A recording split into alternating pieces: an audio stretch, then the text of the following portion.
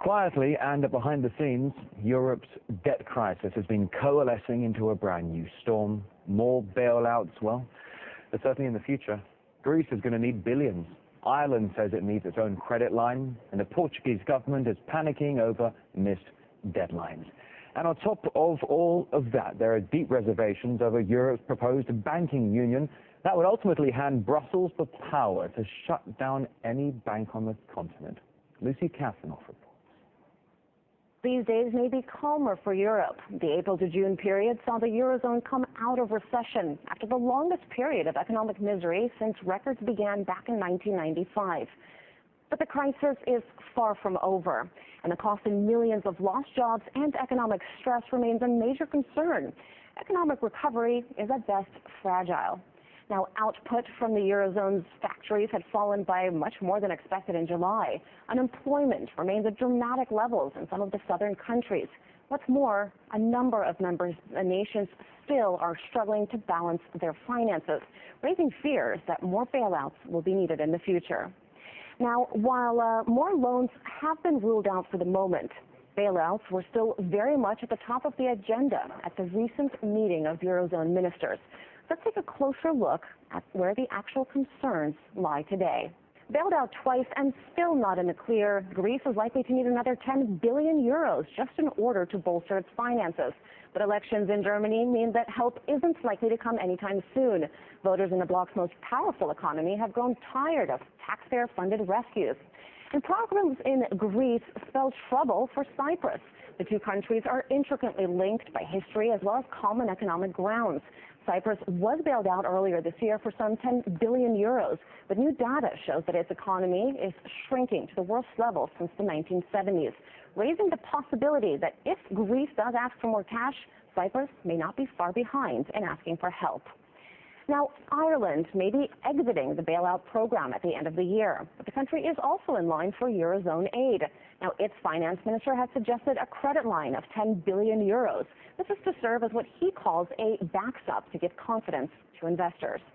Moving on to Portugal, that country faces a bumpier ride. The country was set to end the bailout program in the middle of next year, but that was before parts of the rescue were actually ruled illegal. Now, officials in Lisbon must scramble to find other ways of balancing the books. And now, new worries with Slovenia falling from economic grace.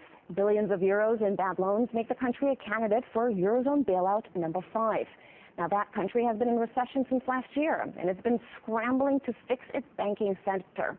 For now, Eurozone finance ministers insist that Slovenia won't need a bailout, but the country has a long haul ahead before it's in the clear. So when it comes to improvements in the Eurozone economy, better hold off on the champagne, at least for now. Lucy Kassanoff, RT, Moscow. And there's little good news in the Eurozone's latest unemployment numbers.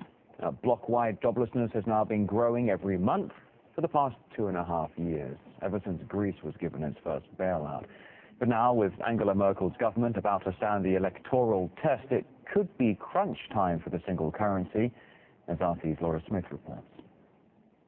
It could be make or break for the Eurozone.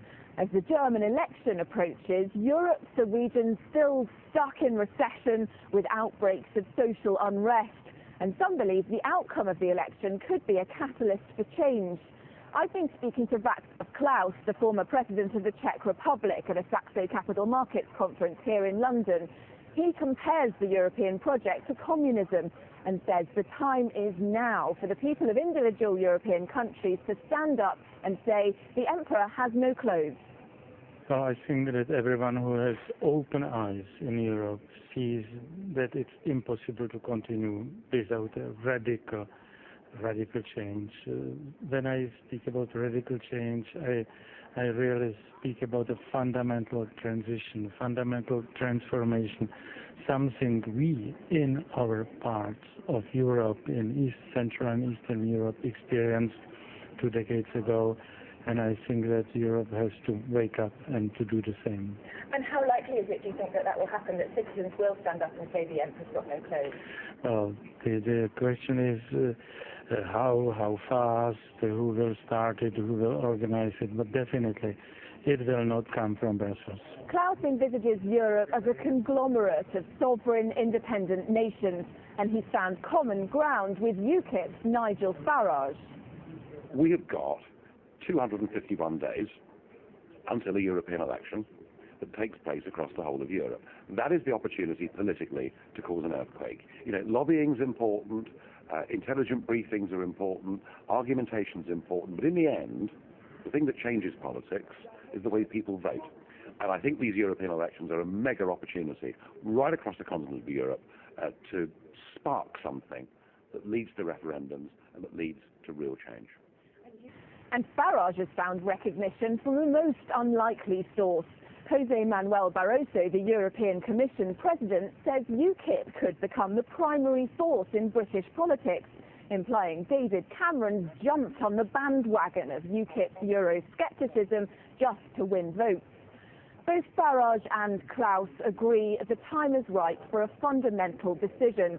Should the Eurozone limp along, propped up by scaffolding, or should there be a return to an economic rationale and a Europe based on intergovernmental cooperation rather than integration?